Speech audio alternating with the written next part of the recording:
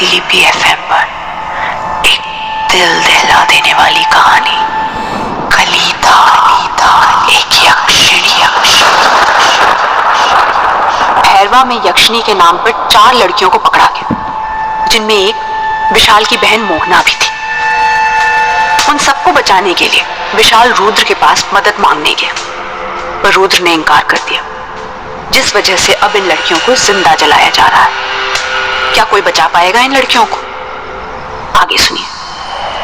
मोहना के बेहोश होते आसपास अनगिनत कौवे उड़ने लगे और वहां खड़े तांत्रिकों और लोगों को चोंच मारने लगे।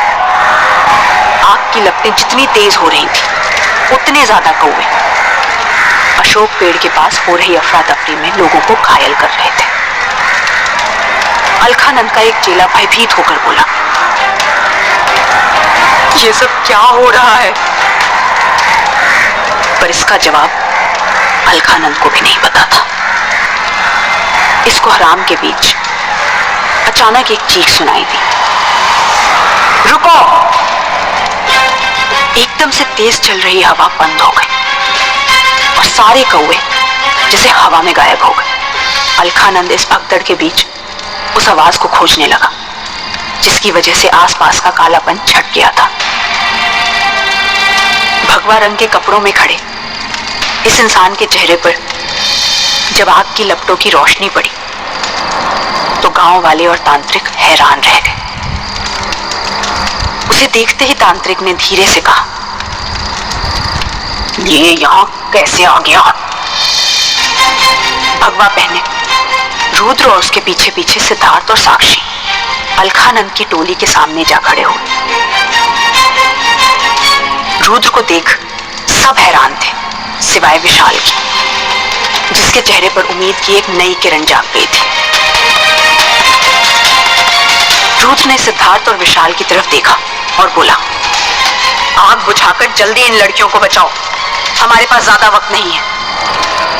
ये सुनते ही दोनों पानी ढूंढने में लग गए। अपने काम में आई बाधा के कारण गुस्से में अलकानंद रुद्र से बोला, तू पागल हो गया है? खुद की साधना से वक्त मिल गया तो यहां हमारे काम में बाधा बनने आ गया। जानता भी है तो किन शक्तियों की मदद करने जा रहा है? रुद्र बोला, जानता हूं मैं क्या कर रहा हूं। इतने में गांव के बूढ़े सरपंच दिगंबर ने गुस्से से कहा, ए लड़के, बुद्धि भ्रष्ट हो गई है क्या तेरी? जानता भी है इन लड़कियों ने क्या किया है? काली पहाड़ी के त्रिशूल को हटाने में इनका हाथ है। खा रही है ये लड़कियां हमारे गांव के बच्चों को। रुद्र ने अपनी आंखें बंद की और फिर गांव वालों की तरफ देखते हुए पूछा, आपको क्यों लगता है कि इन लड़कियों की वजह से इस गांव में यक्षिणी का प्रकोप लौटा है? इनकी उम्र देखिए। यक्षिणी को बुलाना या आजाद कर पाना क्या इन 22-23 साल की लड़कियों का काम होगा?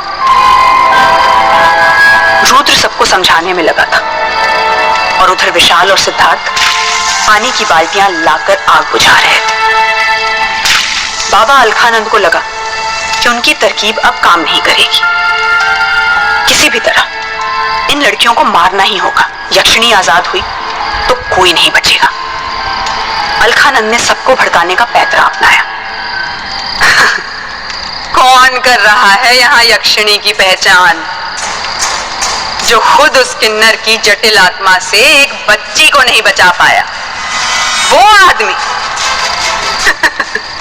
जाइए जाइए, वापस देवीपुर मठ जाइए। अपनी साधना में ध्यान दीजिए, आपको जरूरत है उसकी। तांत्रिक का ताना सुनने के बाद भी रुद्र अपनी जगह से नहीं हिला। आग बुझते ही उसकी नजर मोहना की तरफ गई। बेहोश मोहना पेड़ से बंधी हुई थी। उसके चेहरे पर धुएं की काली के निशान लगे थे। मशालों की रोशनी में मोहना का चेहरा देखते ही रुद्र के पैर अपने आप पेड़ की तरफ चल दिए। उसकी आंखें ना कुछ और देख पा रही थी, ना ही कानों को कुछ और सुन रहा था। रुद्र ने पेड़ के पास जाकर रस्सी से बंधे मोहना के शरीर को खोल दिया। बेसुध मोहना रुद्र के ऊपर आ गिरी। रुद्र ने धीरे से उसे संभाला, फिर उसके चेहरे से बाल हटाए। मोहना धीरे धीरे होश में आ रही थी।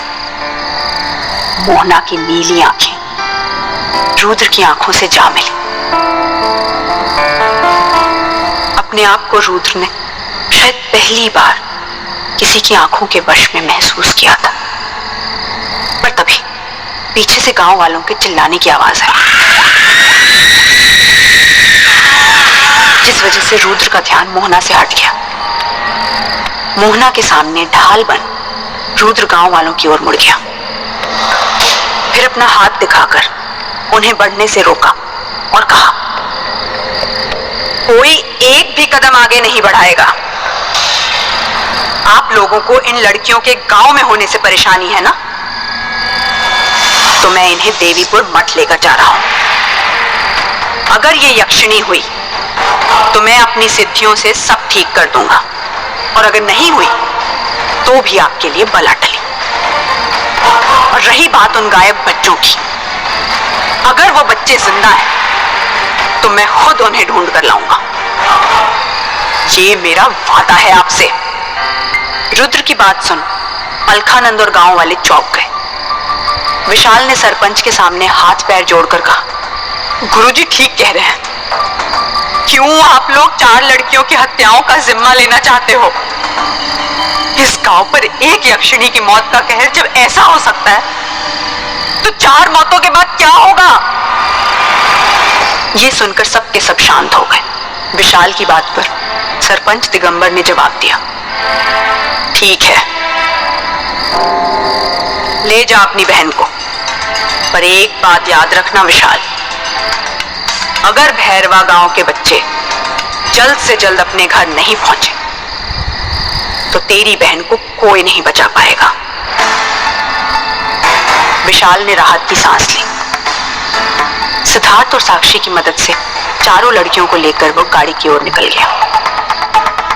रुद्र अलखानंद को घूरते हुए सबसे आखिर में गया।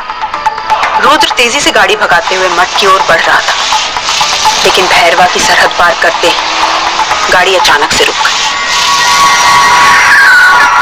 विशाल ने हैरानी से पूछा, गाड़ी क्यों रोक दी? रुद्र ने सबको बाहर निकलने को कहा। चुपचाप सब गाड़ी से उतर गए। बाहर आते ही सिद्धार्थ समझ गया कि रुद्र ने गाड़ी जानकर रोकी है। गाड़ी काली पहाड़ी से थोड़ी ही दूरी पर रुकी थी, पर वो देख सकते थे कि त्रिशूल सच में नहीं था। रुद्र ने मोहना को इशारे से अपनी तरफ बुलाया। मोहना बिना कुछ कहे आगे बढ़ गई। रुद्र मोहना के माथे पर हाथ रखकर आंखें बंद कर मंत्र उच्चारण करने लगा। तभी काली पहाड़ी पर चीखने चिल्लाने की आवाजें आने लगी। चारों दिशाओं से तेज हवा चलने लगी। विशाल ने डरकर पूछा, सिद्धार्थ जी, ये सब क्या हो रहा है? सिद्धार्थ ने आसपास देखकर बोला, रुद्र त्रिशूल का सच पता करने आया था, पर लगता है यहाँ कोई और आत्मा आ गई है। सिद्धार्थ के इतना कहते ही रुद्र के हाथों को एक जोरदार झटका लगा और वो दूर जा गिरा। रुद्र के कानों में फिर से तालियों की गड़गड़ाहट गूंजने लगी। जब नजर उठाकर देखा तो सामने एक बच्ची खड़ी थी। पूरा चेहरा सिंदूर से रंगा था और लंबे बिखरे बाल लटक रहे थे। वो किन्नरों की तरह ताली मारती हुई रुद्र की छाती पर आ बैठी और रुद्र के हाथों को कसकर पकड़कर बोली, क्यों राजा, अब इनकी बलि चढ़ाने आया है क्या? रुद्र के सामने इस बार कोई और नहीं, उसी का डर, उसी का बुरा सपना खड़ा था, वही किन्नर।